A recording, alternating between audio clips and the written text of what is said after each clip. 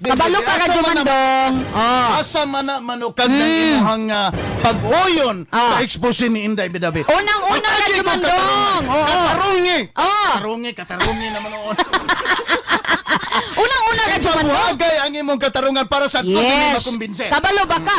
Nga, katong iyahang pagpagawas sa pamahayag, gipangandaman with all the evidence katong sa budget niya. Sa budget proposal? Oo, budget proposal. Unya, para kadto lang nakumbinsi na. Dili lang kato ka Jumandong. Sige dabi. Kabalo ba ka nga, dili lang ingon nga nagpa-interview lang siya nga gi-ambush interview?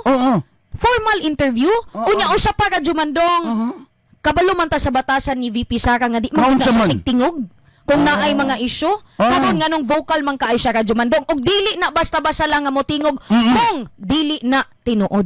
Di basta-basta no. Inguna na mga babae ka Jumandong. Kabalo ka mga babae, dunay dukang ganang kusog kayong kutob ka Jumandong. Pag masakpan na gani ng mga lalaki, good luck na lang gyud. Lahi man na si Inday Puday kay tama tong giingon nimo nga pag nagsara na mo tingog, minanig tingog paka. Paka pod.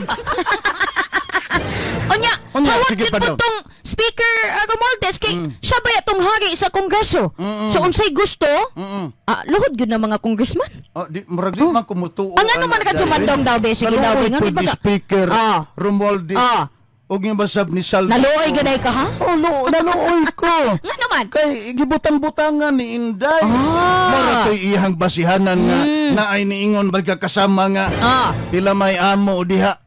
Siya jud mismo nakabati ato nga ningon ang kining ang opisina ningon ni si Ko og si Romualdez nga katong budget para sa mga kuwang nga mga classrooms nga ningon nga pila may amo diha. Agoy. Katupag kabalo ba ka to nga siya bagid na personal. Siya bagid nakadawat ana. Sila bagid nagistorya personal ana ni Ko basab ni Romualdez nga mangayo og bahin sa pantukuron nga mga school buildings. Oo.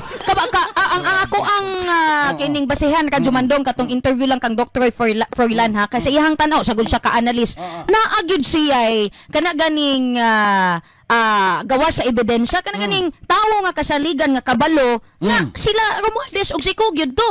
Dili siya pwede nga magbasa-basta lang og ingon diha without kanang kana ganing maglikom kag mga ebidensya og mga impormasyon nga kani tinuod ni ako ang ipagawas. So sa ato pa kuwang na lang moingon si Inday day rents na agi may mapiya diha sa Kongreso. Ago kay.